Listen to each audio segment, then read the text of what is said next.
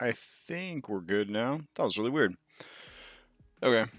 I guess digital wires got crossed and I thought we were using a different monitor today.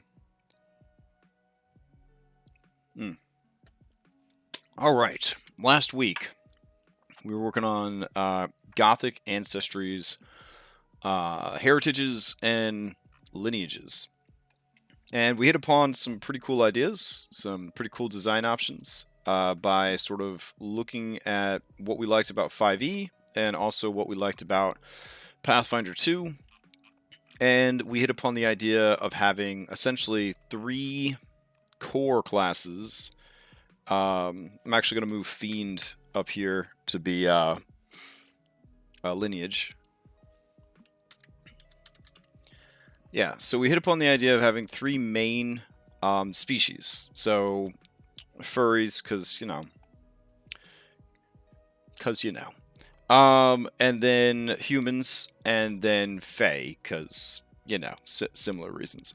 So you choose one of these cores, and then you kind of branch out like what you are based on that. And then these different lineages, some of them will be available to all 3. Some of them will only be available to like fae or to humans, that sort of thing. And these lineages are almost sort of cultural values in addition to being actual physical traits of a character. And this system, I think, is going to allow us a lot of flexibility because each of the core things has something that is essentially key to that character.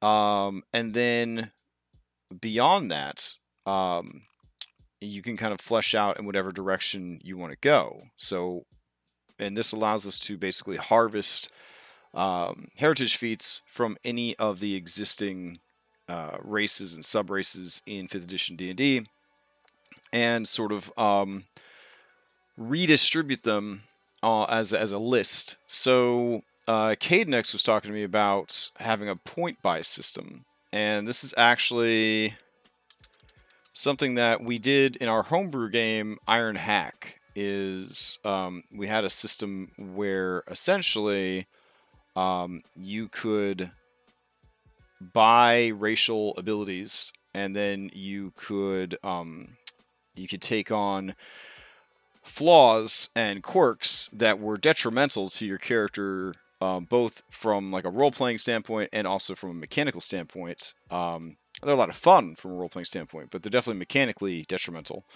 And in doing that, it would allow you a bit more freedom to choose these different abilities.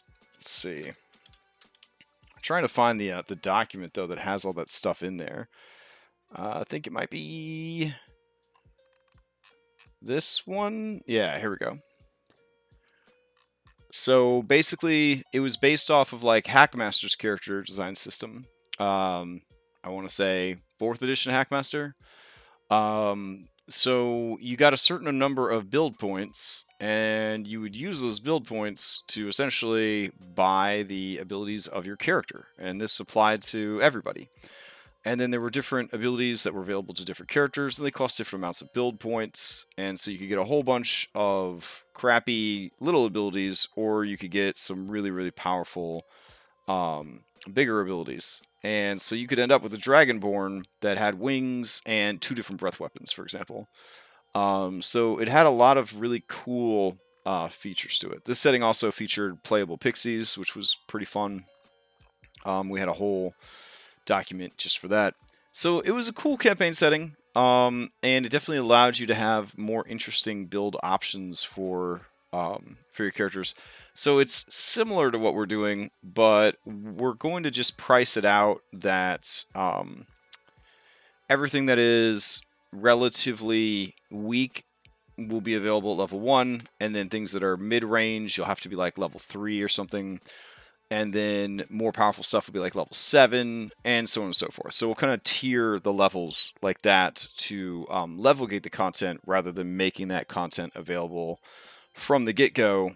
In order to purchase some of these more expensive build stuff, you could be like a winged tiefling or a winged dragonborn, but you wouldn't have really any build points left for anything else unless you took a bunch of flaws and quirks. And some people really leaned into that, a lot of good role playing, and some people would sort of, cherry pick like flaws that weren't going to be that detrimental, so they could gain the benefits of the extra points and try to avoid any of the penalties.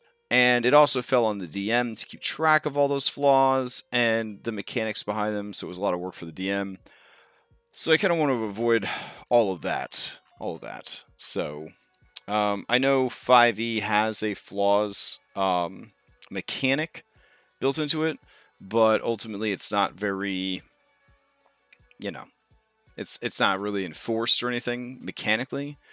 I know that there's an optional rule in the DM's guide for honor. You have an honor score, and that can basically be a mechanical way to force role playing. I'm not a huge fan of that. I've heard of only a couple groups in 6 years that use that mechanic, but I'm not really that interested in it. It's intriguing because if we are pursuing sort of a world of darkness, like you have humanity and you're trying not to lose your humanity kind of deal, the honor dice system of 5e probably the closest thing to that, because it does have a score like your other 6 stats, and then you can raise the score, lower the score, that sort of stuff, to increase or decrease your chances of following your character's honor, essentially. So, yeah. I was looking at this before the stream started, and I'm pretty happy where things are at, and I don't really want to throw anything else onto here just yet. I like the idea that we have the 3 core races, and I like the idea that those 3 core races will be able to buy abilities using heritage feats, and they'll get more abilities as they go. I feel like it'd be kind of boring for me to just sit and translate all of the racial abilities into heritage feats on stream. So it's definitely something that still needs to happen. But for now, I kind of want to move on and look at backgrounds, feats, and skills, and see what we're going to do with that. I was thinking in the car today that I really don't like D20s because there's such a huge range of numbers. And so you could have people that are unbelievably skilled and they're still mucking everything up because, it's hard sometimes to get the numbers that you need to succeed. Whereas other systems like Warhammer, Tabletop, and World of Darkness uses D10, Warhammer uses D6. Like those systems, the range is much smaller, and you're using a dice pool, a Shadowrun D6 dice pool. You're throwing these big, fat handfuls of dice, and then you're counting up successes versus failures and trying to figure out how you do in that regard. So I feel like that could be a little bit more rewarding, but simplicity-wise, rolling 1 or 2 golf balls, hoping for a high number, I mean, that's kind of the appeal of 5th edition D&D, is that simplicity. So, regarding backgrounds, feats, and skills. In this Grim Hollow book, they have special backgrounds. And I believe they added a couple of feats specific to the setting, which is always fun. Just a handful of them. I'm sure the player's guide has even more options there. Let's see, where are the backgrounds? Character weapons, character feats, variant mechanics. Okay. So this was interesting to me right here, the variant mechanics, because the way they handle stabilization is unlike Giphy, where if you get knocked down, you get a point of exhaustion. Every time you get knocked down to 0, you get another point of exhaustion, which is very punishing. With this system, if you drop to 0, but you gain hit points, you're conscious, but you lose your next turn. You're basically incapacitated. So you can't take actions or reactions. You can move, you can get up from prone, you can stagger around, but you can't do anything. I'm not a huge fan of that mechanic I think I'd rather, as a player, be exhausted, but be able to take my turn. Because depending on your group, sometimes you're waiting like 15, 20 minutes for your turn to come back around in combat. If you've been down at 0, you might have missed 1, 2, 3 turns already. You finally get some healing, and you're going to miss another turn. That doesn't sit well with me. So I'm not a huge fan of that. Concentration checks. Whenever you fail a concentration check, you gain the dazed condition until the end of your next turn. I mean, I'm always a fan of anything that nerfs casters. Second edition Dungeons & Dragons spellcaster, if there was any sort of outside stimuli at all, a single point of damage, and they were still casting the spell would fail. It was a balancing factor to how powerful magic was, is that you saw a spellcaster begin casting a spell. The way initiative worked is I started casting a spell, there were beats of initiative until the spell went off. So maybe my initiative count in modern D&D, maybe my initiative count was 17. So I start casting a spell on 17. I'm not going to finish casting the spell until initiative count 10. So you have until initiative count 10 to disrupt my spellcasting to prevent the spell from being cast. In that way, it sort of justified how powerful magic was, because you had ways to deal with it. There was pure magic resistance, not just like advantage to saving throws, but just straight up like, I'm immune to magic. You can't affect me with this. There were ways to disrupt spellcasting. 5e, they went back in time. They took the very powerful spellcasting systems of 2nd edition and 3rd edition, and then they just plopped them down into 5e, and the only real balance is they added this concentration thing.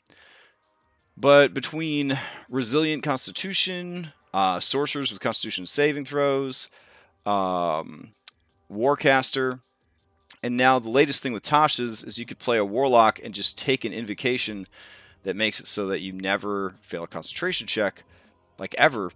There's not a lot of checks and balances on the spellcasting system, so, you know, this is, as a mechanic, this concentration check to cause Daze Effect is kind of cool.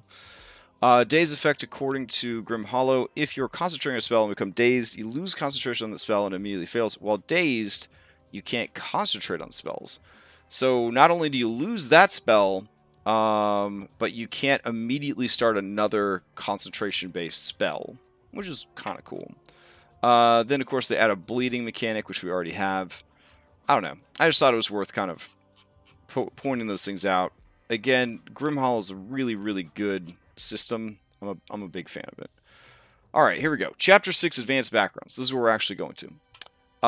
What they have here is something called Profession Dice. And Profession Dice are the closest to 5th edition D&D having World of Darkness specializations that you're going to get. So basically, Profession Dice are the in-game advantages provided to characters by their background profession. Characters can add their Proficient die to skill or ability checks according to any talents they have selected. In addition, a character always adds the Profession die when rolling for Profession abilities. So that's pretty good. That's pretty good.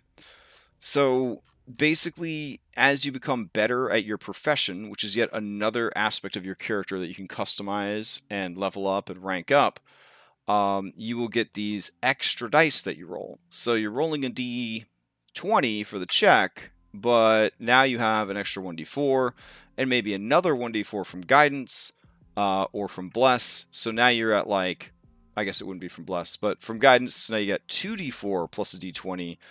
Your friend helps you do it at advantage, so now you're much more likely to succeed at the things that you're trying to do. So I thought that was a pretty cool system. I thought it was pretty interesting.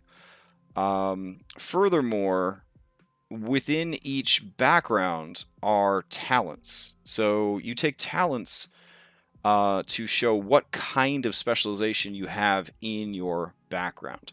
Now, this system makes the implication that your character starts the game with a background. You were this thing, and you're going to keep being this thing. 5th edition D&D, your background, ideally, is what you used to be before you became an adventurer. I mean, that's kind of how most people play it. So I used to be a soldier, but now I'm a paladin, right? I used to be a scout for the army, but now I'm a ranger in this adventuring party. I used to be a merchant, but now I'm a rogue thief traveling with these adventurers. So in my experience, very few DMs really work a character's background into the story. They might work the character's concept into the story. They might work the character's backstory in, right? But unless your backstory heavily features your mechanical background, a lot of people just take background so that they could get certain feats and certain, not feats, but certain skills and certain tool sets and certain languages. This system would imply... let's see. Dom says, I like the idea of profession dice, but I feel like that is what proficiency bonus expertise with tools. The problem is tools are kind of limiting, whereas profession is open-ended. I suppose, the problem with tools, as we continue to discover with, Giffyglyphs and Paradise Vale, is, like, what are you really doing with tools? You know what I'm saying? If you don't have a crafting system, what do tools really do? Exactly. Except occasionally come up for, you know, a weird thing in a dungeon, right? Like, hey, what's going on with this golem? Tinker tools, I guess, question mark. Yeah. So, I don't know. I get it that, like, we already have proficiency bonuses, and we already have expertise for certain classes, like bards, artificers, and rogues. I still don't feel like that necessarily has to discount profession dice, because, I mean, some things are just, you could just make them slightly harder to do. You could just be happy that your players are actually going to succeed at checks, specifically in things related to their background and profession. And this is also an opt-in system. So if a particular player doesn't want to explore their advanced backgrounds, they don't have to explore their advanced background. They can just focus on other aspects of play. But I think it gives another way to expand on your character a little bit. I don't know 100% if it's something that I want to use in the Gothic Horror game, but at the same time, I feel like it's worth revisiting, because last time we were here, we kind of went over the whole book together, but we didn't actually look at anything in depth. So here's the background. Academic. They use their education and knowledge from extensive studies to make a living and achieve their life's ambition. Academics are generally held in higher regard than most other backgrounds, as their skills are sought after by the wealthy and the powerful. Academics make great researchers, investigators, and versatile problem solvers. For skill proficiencies, you choose one from Arcana, History, Investigation, Medicine, Nature, and Religion, and you get one language. Now, you're already noticing, maybe, that instead of 4 things from your background, you're only getting 2 things from your background. So that's the thing. Then they provide you with, I guess, examples. Not so much examples, but they provide you with subclasses, right, of your background. So you're an antiquarian. You're fascinated with history and identifying ancient artifacts and text. You gather rare and lost items to add to your collection. Antiquarian's skill with identifying the properties of artifacts makes them adept problem solvers, especially when ancient artifacts and languages are involved. So in addition to these guys, you're for sure going to get history. So now we're up to 3 out of 4 skills. And you get even more starting equipment. And then within Antiquarian, they have this feature, Insightful Discovery. Upon spending an hour observing or examining a subject and succeeding on a medium DC intelligence history check, you can uncover the purpose and uses of any object, language, cultural practice, or similar subject. The features of magical items you investigate in this manner are revealed to you without you needing to attune to them. So that's pretty dope. And then you can kind of rank this up and get even more abilities here. So I don't think you ever really get that 4th skill or language, but you are getting the 2 core skills. You're getting 1 language and or 1 tool, I believe. And then you get all these smaller bonuses as you go, as well as these things called holdings, which essentially means that if I am a museum scholar, I do have a office at the museum of a particular town where I work and where my headquarters is located. As I kind of build that up, I get a henchman, and as I build it up some more, I get basically a gallery where I can store my findings and a team of henchmen to help me, and essentially a following of people similar to like the fame mechanic from the Dragon Lords, and so on and so forth. It just kind of keeps going and keeps going and keeps going. I am floored by the amount of work that went into this. I would not want to recreate this system myself. I definitely don't want to recreate it myself. So what would probably happen is, if we decided to use backgrounds, advanced backgrounds, we would just buy the player's guide to Grimhollow and use the core book. Now we could go through and see if there's anything anything in here that is missing from like our specific campaign setting. But if you look, they've got everything like from, you know, physician all the way down. Then you got a whole section here for aristocrats. You're not just a noble. There's different types of nobles. So you could be a courtier, you could be an envoy, you could be an actual noble. And then they've got a section for clergy. Again, this is good stuff. Like, whether you're playing in a horror setting or a regular D&D setting, like, these backgrounds are phenomenal. So if we're trying to make a character building system for our campaign that is really diverse, I feel like advanced backgrounds is definitely going to help with that, you know? Especially if we're trying to build like a story-based game. A great example of this is, again, World of Darkness. If I put points into the wealth stat, the wealth stat actually says 1 point of wealth, you rent like a small single bedroom apartment, right? 2, you own a house. 3, you own, you know, a house, a car, blah, blah, blah. 4, you live in a mansion or a super fancy penthouse apartment. 5, you're like Bruce Wayne. Like, you're just a super millionaire. Obviously, we don't have a system like that here, but if I wanted to be a Richie Rich person, I could say, yeah, I'm a noble, and then they actually have mechanics for what that means. So as you level up as a noble, you gain titles, you gain property, you gain political sway. That's stuff that they're mechanically doesn't ever get covered in traditional raw 5e D&D. Heck, it really doesn't get covered in a lot of versions of D&D and a lot of versions of tabletop. So advanced backgrounds, as far as I'm concerned, is something that we really need to consider in this setting. Again, no intention of publishing this setting formally, so we are free to use whatever's out there, right? Because, you know, we're not pirating anything. We're just making a game to play. We're making a setting, and we're recommending different books and different systems to play with, essentially.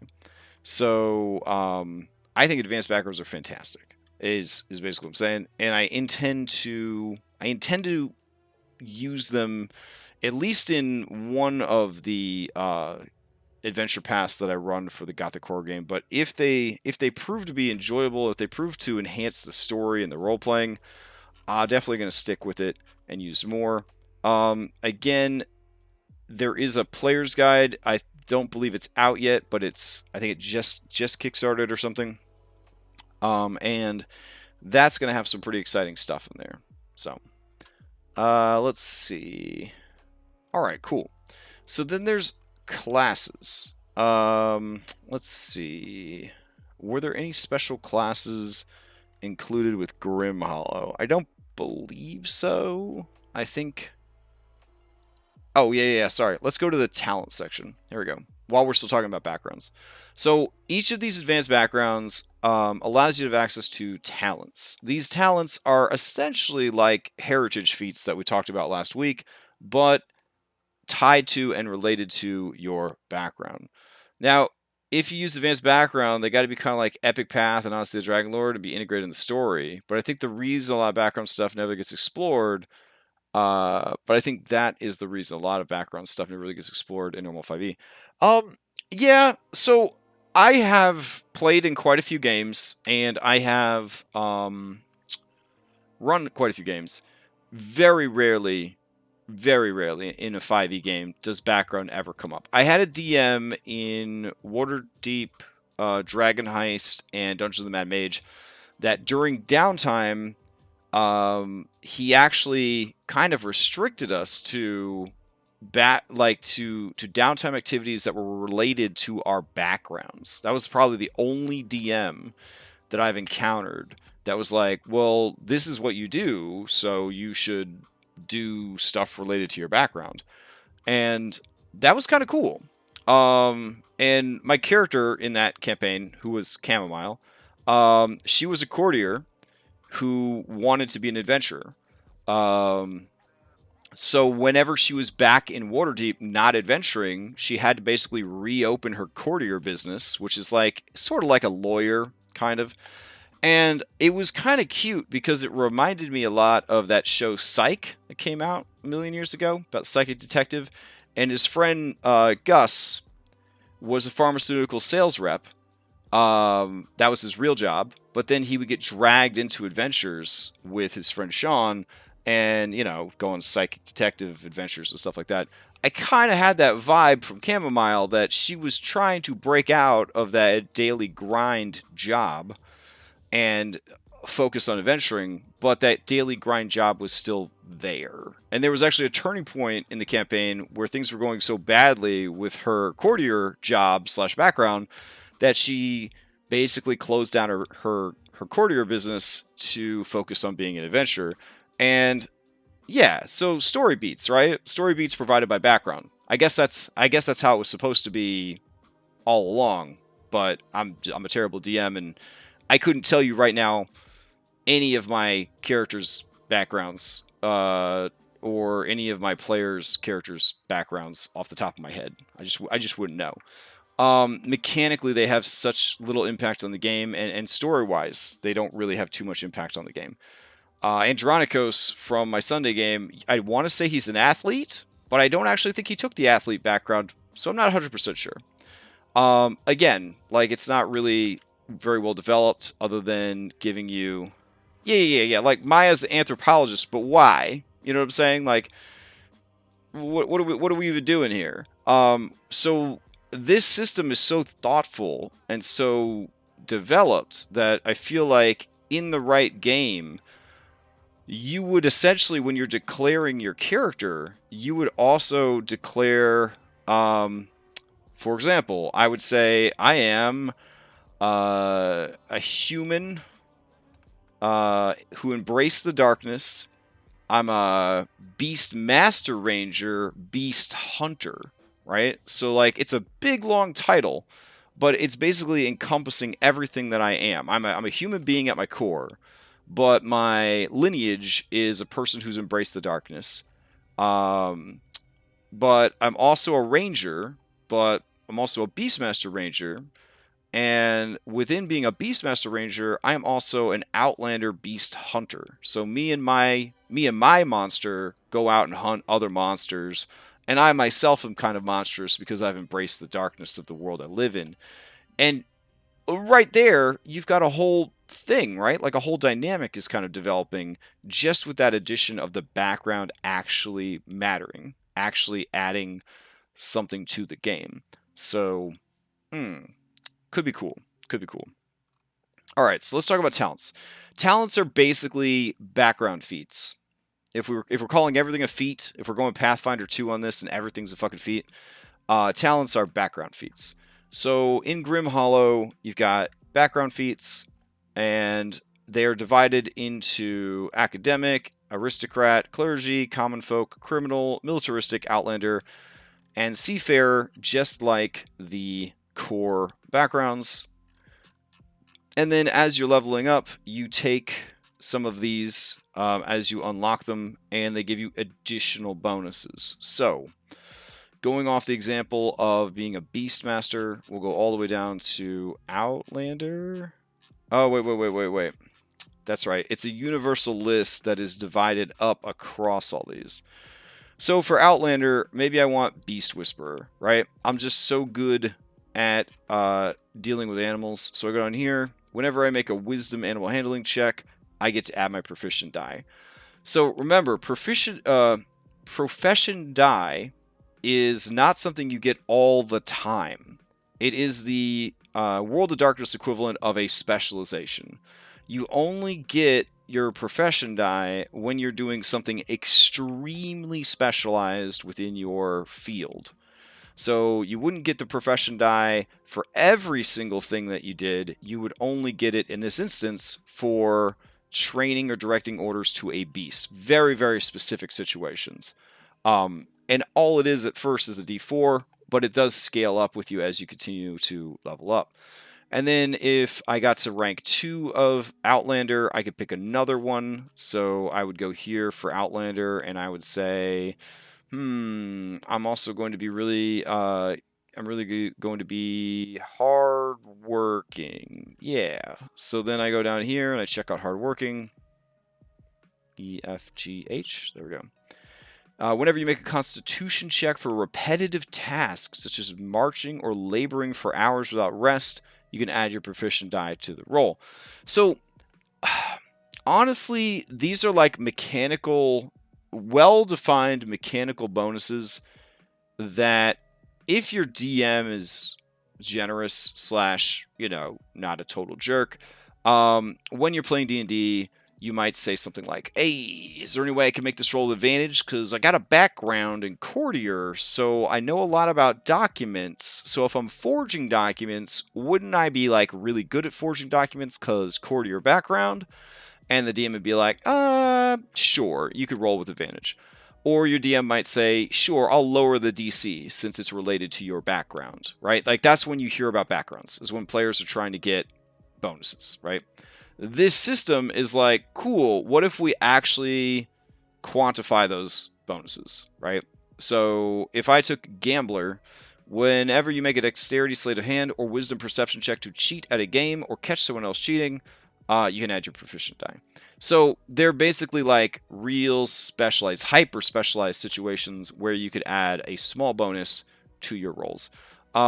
Will people forget about these bonuses? Absolutely. Will they wake up in a cold sweat at 3 in the morning and be like, I could have added a D4 to that one roll? Yeah, probably. But it is what it is. So yeah, that's what I'm thinking for these. Very excited about them. I think it's good stuff. All right. Now, I don't believe that any, let's see. Yeah, these are all like sample adventures. I don't believe they put any character class information in this book. I think it's all in the player's book. Which we're not going to do classes and subclasses until next week, probably, is when we'll do classes and subclasses. So if that book is available, let's see. Grim Hollow Player's Guide. Grim Hollow Player's Guide is only available for pre-order? Let's see. Oh, no. Wait, the setting is available. Hold on. I'll just bring up their whole site. Let's see. Grim Hollow Player's Guide for 5th edition. All right. Campaign book. Oh, Player's Guide is... Nope, it's not out until September. Yikes. I mean, what's today? July, August, September. So it's actually not that far away. Okay, so more, obviously before we run a game in this, we'll have access to this Player's Guide. So that's cool. So we'll make a note of that. Okay, cool. All right. So we've got advanced backgrounds. We're going to buy that. Put releases in September. Cool. Let's see. What else is going on here? Skills. I don't think we need any additional skills. Additional feats. That's all going to be covered by talents. All right.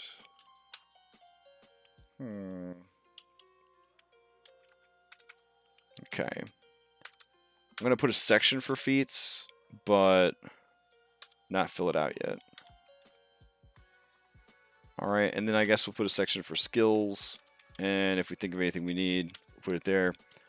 I did that in Iron Hack. Again, was like a homebrew setting, and I definitely had more skills than you really needed. Let me see if I could find this document. Let's see. I may have actually deleted the document because it was so cumbersome.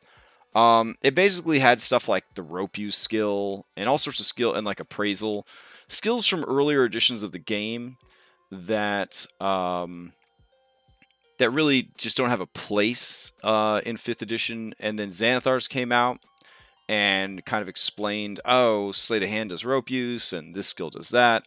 And really, if you ever feel like the skill system is underdeveloped in 5e, you really just need to pick up Xanathar's and read it. Because it has a whole chapter on like skills and how the skills synergize with each other and how the skills work. There's a lot more going on with the skill system in 5e than you would think so at first. So something to keep in mind. All right. I guess we will jump onto classes then. Yeah, maybe. All right. One of the things I liked about Odyssey of the Dragon Lords is that they did a custom subclass for every class, which was pretty damn ambitious of them. But it's certainly something that would be a fun exercise to try.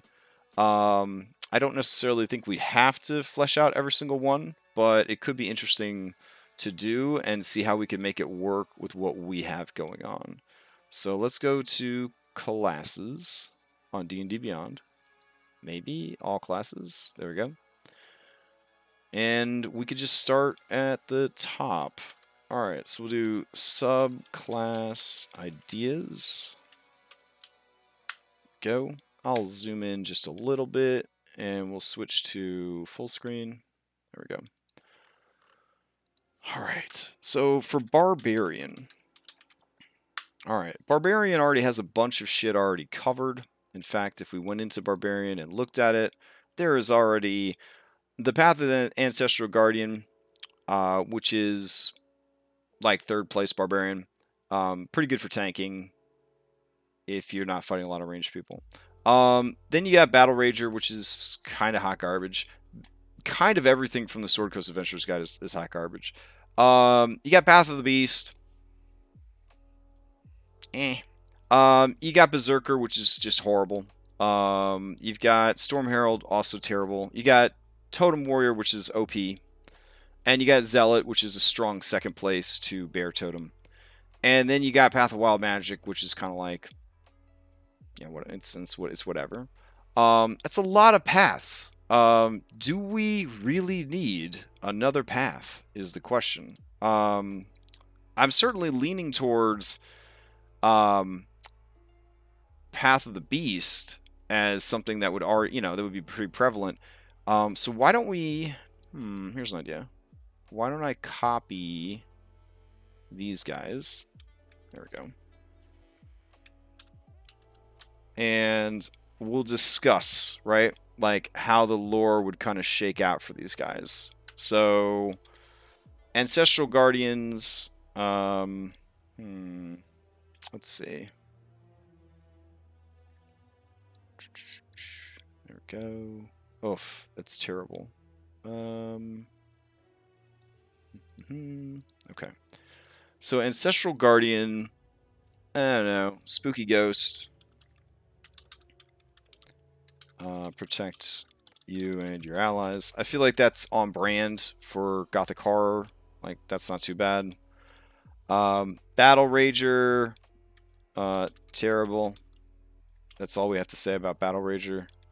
Path of the Beast, thematically, works pretty good.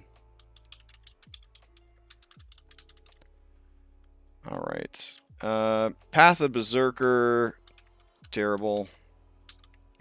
Even with Homebrew fixes. Okay, Path of the Storm Herald is also terrible. Path of the Totem Warrior is OP. Well, it's kind of like OP standard. Because it's OP, but it's also the standard. Path of the Zealot. I'm thinking Path of the Zealot is perfect for Justinians. And then Path of the Wild Magic. Kind of get like Splicer vibes. A little bit. Alright. So, if I was to figure out a new subpath or subclass for Barbarian, a new path. Man, of the 5 different realms that we've developed and all the lore that we have. See, I feel like with Beast already being here, you know, like you can't really go like Lichen path. I'm sure there's a homebrew for Path of the Lichen. Let's see, Path of the Lichen 5e. Oh yeah, like a million of them. Plus, there's the whole Blood Hunter, Order of the Lichens, and Lichen. Everybody love Werewolf. It's all good. I would actually probably say something fueled by blood, right? I mean, is that low hanging? Excuse me, low hanging fruit. Okay. Possible subs. Blood.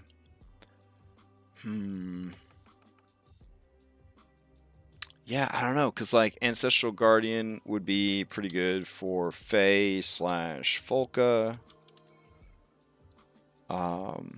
Zealot would be good for Justinians. A blood one tied to Vamps. Okay. Yeah, blood equal better Berserker? Question mark. So that's an idea. Let's see. So if blood, so we'll call it Path of Blood. Path of the Blood Letter. There we go. Okay. I'm kind of down for that. So fueled by hit dice and murder. It's actually sounding kind of intriguing now. Okay. Alright, we can come back to that one then. Let's go ahead and check out Bard. Okay. Okay, so Bard, I feel, is already pretty well equipped for Gothic Horror. Oh, yeah, Bloodletter's definitely... yeah, it's definitely a red caps. Alright. Favored by lichens and red caps. Also vamps. Yeah, okay. There's a lot of factions then that would actually enjoy Path of the Bloodletter. So Path of the Bloodletter, I'm into it. Alright. For Bards. Bards are kind of like, in my opinion, ready to rock on this shit. Here we go. Let's see. I'm gonna just break all of these links. There we go. Because I don't need these pop-ups on my document. It's killing me. It's killing me, Smalls. Alright. Oh, wow. Really, we're going to do this one word at a time, eh? One word at a time. There we go. Oof. Okay. So College of Creation is strong, but not too great. College of Eloquence is OPAF. College of Glamour, pretty good. Thematic for Folka slash pretty good thematic for Folka slash Fae. College of Lore is OP standard. And let's see. Thematic for Vamps for sure, because they like knowledge.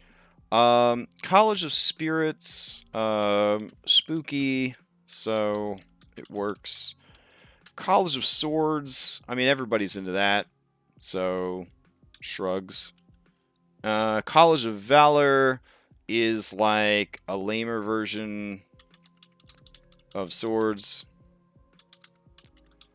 And College of Whispers is Edgelords. So, again, all of these are pretty solid. I don't really know if we need like another Bard college, because I kind of feel like they're all covered here. You know what I'm saying? Like I feel like Bard's got it all covered here. If we had to come up with something, really flexing these creative muscles here. If we had to come up with a subclass for Bard, what would it be? I don't know. I feel like rather than force these, we should like come back to them when an idea strikes. Like if we're developing other mechanics and we're like, man, it'd be so cool if we had this, we could come back here and, you know, do that. One idea I did have for a college, I don't know if it would be appropriate here, would be the College of Many Faces. And basically, it's about shape-shifting and impersonation. So that could be kind of cool. Basically, you specialize, you're like the ultimate con man, essentially.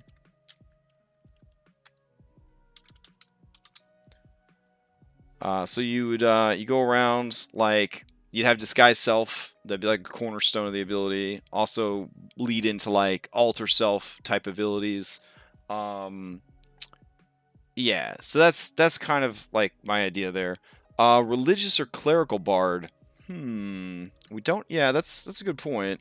So we could do College of Divine Secrets. Okay, so clerical slash religious bards. All right, those are definitely two areas that we could explore if we needed to. All right. Let's see. Clerics. Okay. So clerics, I believe, have the most. I'm not even going to copy pasta this list because it pretty much covers everything we need. Is there anything in cleric that we could do if we wanted to have something? I mean, blood obviously is a thing. I know there's about 1 million blood clerics out there, 5e homebrews. I know there's about 1 million blood sorcerers out there, 5e homebrew. So certainly something to explore. I don't know.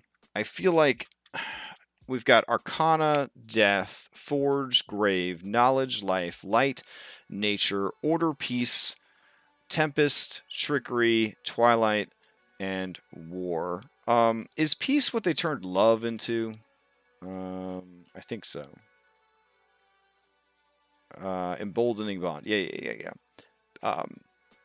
So, yeah, I mean, I feel like we got it all here. We got Twilight, we got War, we got Trickery.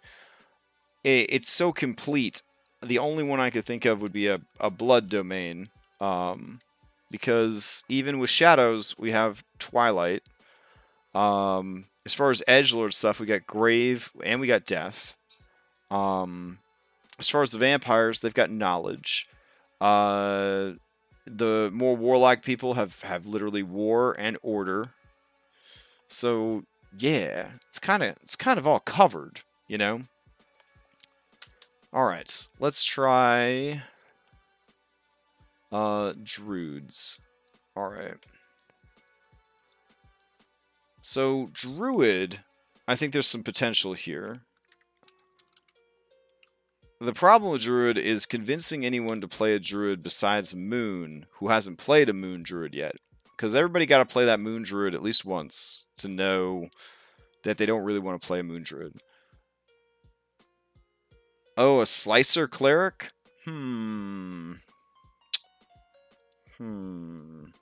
That is a good question.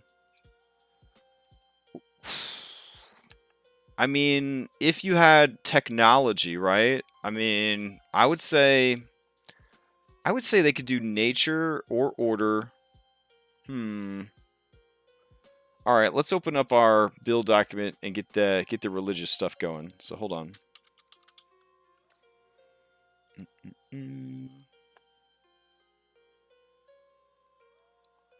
All right, let's jump down to religion.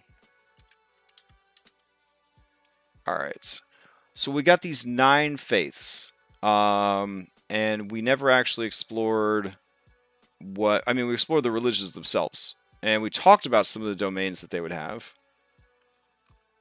but we didn't really take it too much further.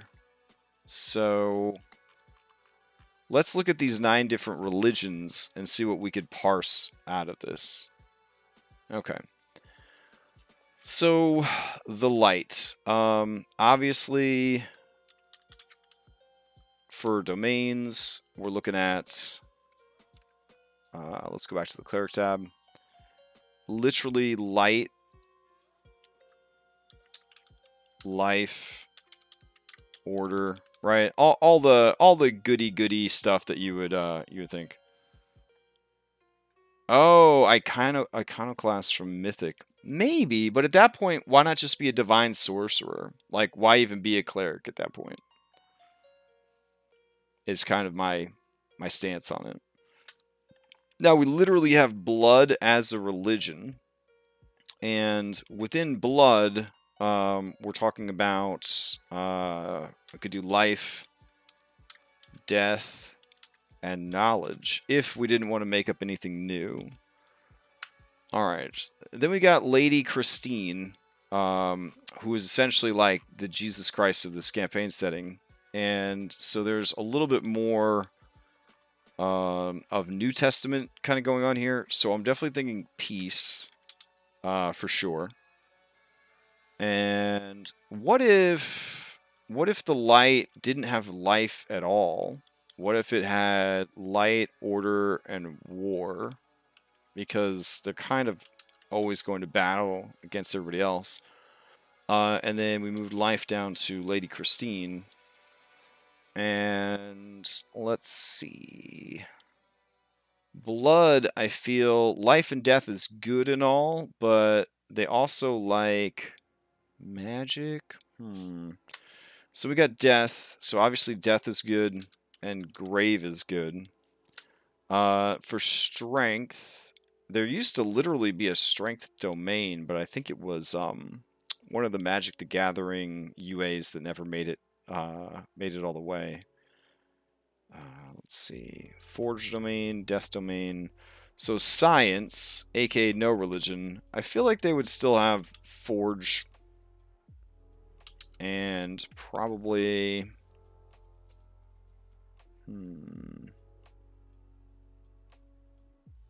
probably knowledge also.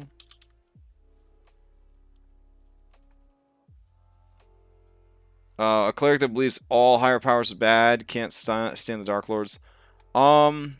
Yeah. It's tricky, right? Like, a lot of times people pick they make a cleric and they pick a domain before they pick a god because they want playstyle over theme, right? And then if your DM doesn't really care, they're just like, yeah, I don't care. So you're like, cool, I'm a Tempest cleric of a non-Tempest deity just because I want the benefits of Tempest. So yeah, murder religion would probably be death and war. Fealty would be. It's kind of hard to work this Arcana in here. You know what I'm saying? Let's see. Also, we got spirits and strength. Where would Twilight go? I feel like Twilight would go with the Shadow Fae for sure. And trickery. Okay. Yeah, this is tough. This is tough. Spirits would certainly get nature.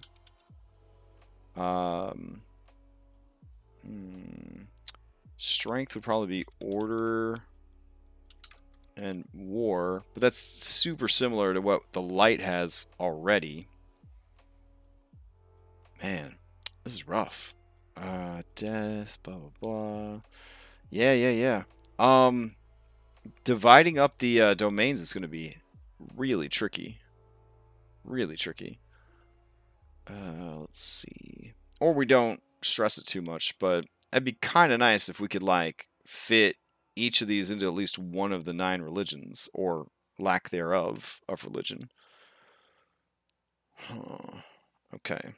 So, Tempest. Like, I don't know where Tempest would go. Maybe under spirits? Just to put it somewhere. And we're still missing Arcana. We could put under blood, we could put Arcana.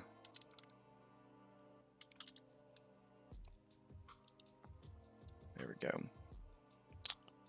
So, death, forge, grave, knowledge is there, life is there, light is there, nature, order, peace, tempest, trickery, twilight, and war. Okay. So we have all the basic ones assigned to the different religions, so that's taken care of to a certain extent. So why don't we copy this over to the cleric section. There we go. All right. So let's talk about Druid real quick. So, in my opinion, all of the Druids are pretty good. I mean, if we had to rank all of the Druids, Shepherd is definitely best. But beyond that, all of them are pretty good. Moon is OP standard, level 1 to 6, and then it definitely falls off. But all of them, I think, are pretty standard. I think Circle of the Land is probably the weakest. But as far as, like, meeting requirements here, I kind of feel like we got everything. But something we don't have is, like, a tech druid. I feel like a tech druid might be kind of cool. So the question is, would we want to workshop that out, a tech druid? Because tech druid would be kind of dope. And it's certainly something that is not covered by any of the other stuff. Like, how could you be like technology and a druid at the same time? I mean, singularity, I guess. You argue that living creatures invented technology, and then they kind of go from there. I feel like the tech druid, or the circle of technology, or oh man, get ready for this shit. We're gonna drop some nice language here. Circle of Steam. Come on, Circle of Steam. That sounds fucking dope. That's ridiculous. Circle of Steam druid. What? I want to sign up for that right now. I haven't even designed it yet. I want to be a part of the Circle of Steam.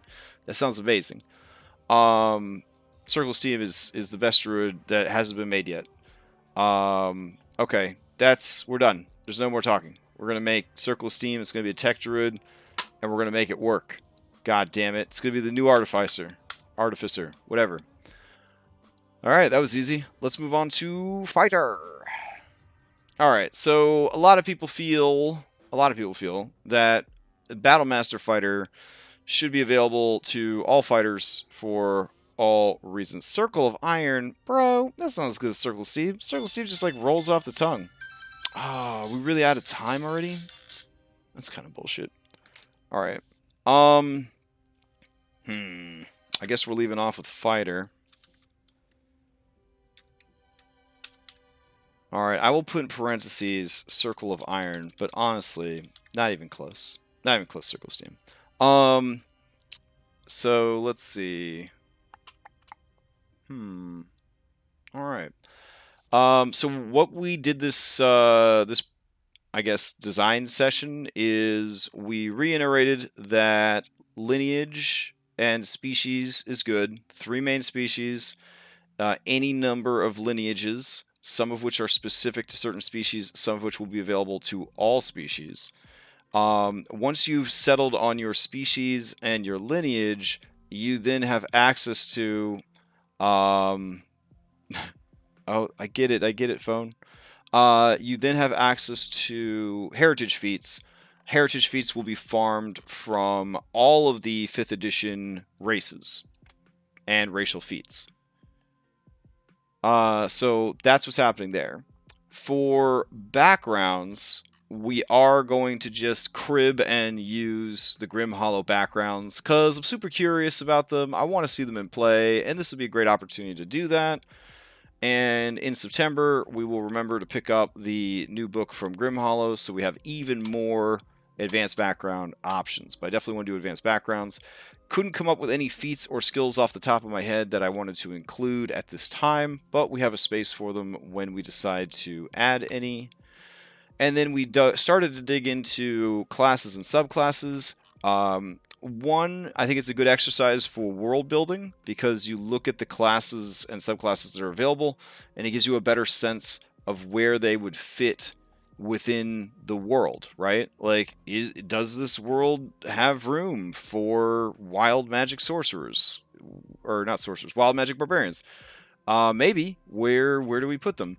So working through this, I think, is going to be useful for building out the world, and also it kind of forces us to look at what's available, say, is this enough to support our world, and then also come up with ideas that could expand the world a bit and the character options. I feel like 6 years into Dungeons and Dragons 5th edition, we don't really... I don't feel like we're lacking for too much. I really don't. I feel like Grim Hollow probably had the same idea, though they did release an entire player's guide, so I'm assuming that there's at least one subclass for every class, because that's generally how that shit usually works. So wouldn't be a bad personal challenge to try to go through and design one subclass themed to our world that fills a niche that is not currently being filled by the available classes. So we will continue this classes and subclasses building next week as we continue our world building series. All right. I'm going to take a break. I'll be back at 8 o'clock. I'm going to play this Solasta game.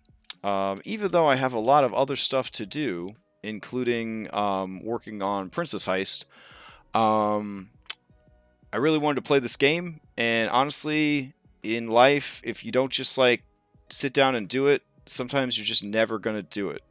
So I'll be back at 8 o'clock to start a playthrough of this Solasta game. We're going to play, I believe, as a sorcerer. The game takes like 40 hours, so we're going to do it like every Tuesday for the next, I don't know, 10 to 12 Tuesdays until we get that shit knocked out. But I am pretty excited about it. It uses a 5th edition SRD rule set and combat system. I don't know too much else about it other than that.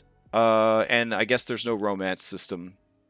Somebody made sure to tell me about that, like, because, you know, in case I had my heart set on a BioWare romance, there aren't any. But yeah, I'll be back at 8 and we'll play that. Tomorrow's stream, we're going to start prepping Princess Heist for Foundry, because I finished all the maps. I'm not trying to toot my own horn, nor suck my own dick, but the I think the maps turned out pretty damn good. I'm very proud of the maps. So we'll start porting those maps in to Foundry tomorrow and getting those lit and set up. And teleporters and all that good stuff. Tomorrow night's game is Rime of the Frost Maiden with Dom. Thursday, it's going to be some Skull and Shackles. We got to design Devil Fruit abilities for Claximus, as well as continue Book 6 and Isle of Gold conversions. Then we got to run Skull and Shackles. Friday, we're going to continue more Princess Ice prep. We're going to run the second game of Cloud Maiden's Avarice.